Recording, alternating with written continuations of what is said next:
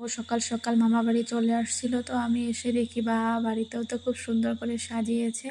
তারপর বার্থডে উপলক্ষে কীর্তন হয়েছিল আমাদের বাড়িতে, আমরা সবাই একসঙ্গে অনেক সময় কীর্তন করলাম। তারপর দেখো এখন কেক কাটবো, আর বাড়ির সবার সাথে এইভাবে জন্মদিন পালন করলে তো আরও বেশি মনটা ভালো লাগে, তাই না? তো দেখো আমরা সবাই খুব মজা করলাম। তো ভাই, মাসি, মা, বাবা, দাদু সবাই আমাকে অনেক আশীর্বাদ করলো, আর সবাই আমাকে গিফটও দিয়েছিল। তারপর দেখো সবার সাথে সেলফি নিলাম, অনেক মজা করলাম।